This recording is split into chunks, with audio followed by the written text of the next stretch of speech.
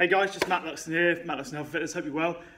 So just a little topic this morning for those of you who perhaps want to increase your speed. Now anybody who does any event that involves running will want to increase their speed no matter what the distance is, whether it be a marathon, half marathon, 10k, 800 metres or 100 metres. So we all want to be as fast as possible over that distance. So kettlebells are something, a tool, like any other tool, like dumbbells, like barbells, anything like that, that are used in strength and conditioning. So what I want to do is just go through with you one exercise that is commonly done.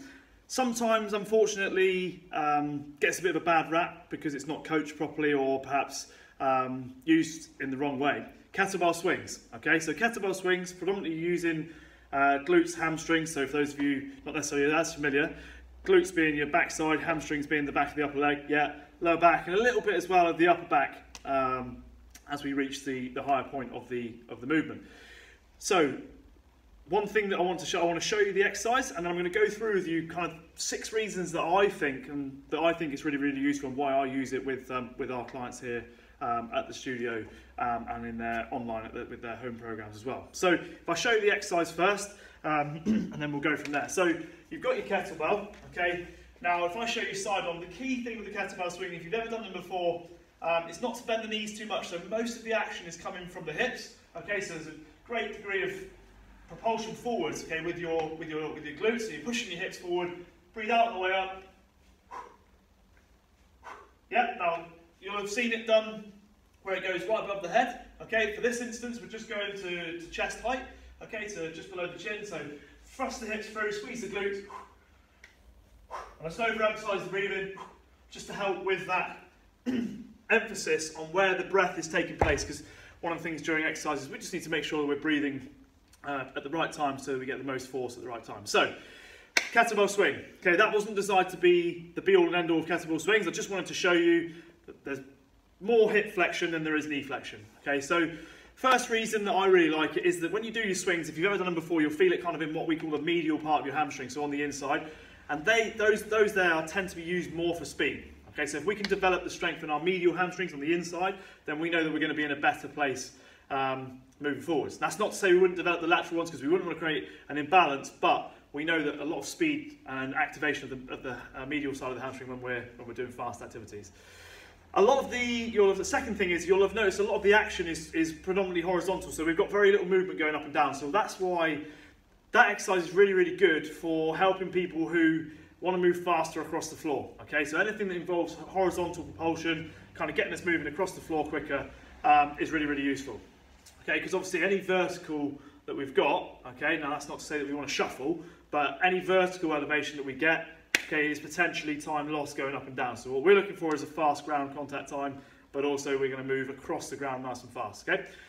The third thing is that this whole thing is very, very hip dominant. Okay, and we're looking to dominate the movement through the hips. Okay, so we're using those glute muscles to push us across. Okay, so anything that really is behind the body generally pushes us forward.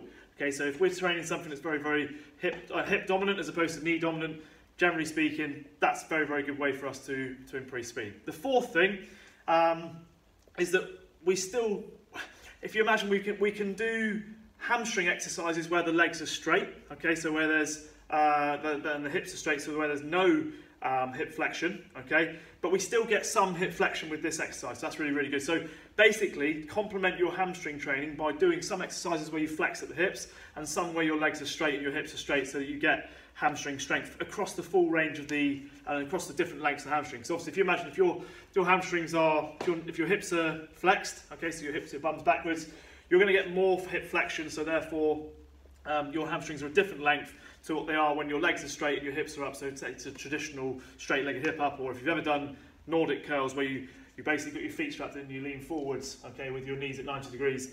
They're another nasty little exercise for the hamstrings, but really, really good at strengthening them, okay?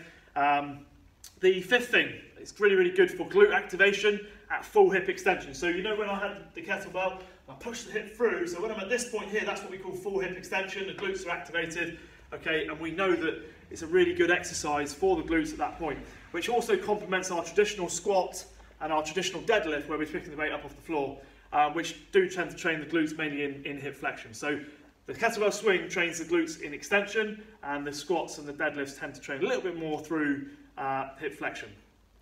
The last thing I thought was really, really useful is that if we're trying to develop power, so we don't necessarily move through a linear progression of, muscular strength, endurance, muscular strength, or muscular strength, absolute strength, and then into power. So for those of you who aren't familiar with that kind of linear format, that's the way you would traditionally take people from doing very little to moving through. If you've got somebody who's a little bit more experienced, we've used kind of more of what we call a conjugated method, so we'll mix all of that together so that we can train those aspects of training throughout the whole season. So it's really, really useful in the power phase, if you like, of a traditional thing, or if we're just using it generally to increase speed throughout the whole season. Because you can use moderate loads, you don't have to use very heavy loads, and that's key when you're doing power training. It's not about really, really heavy, it's about a percentage of your maximum, and then you can move faster. So again, if you're trying to increase your running speed, okay, then horizontal propulsion is key. So if we can keep the loads fairly moderate, we can keep the speed high, and that tends to train that element really, really well. Okay, so just a little real quick 6-point I thought, so I just came up with after doing some swings during my session, and I thought it'd be really, really useful for you to hear about that as well. So any questions, let me know, and I'll happily answer any questions that you fire over. Okay, have a good day.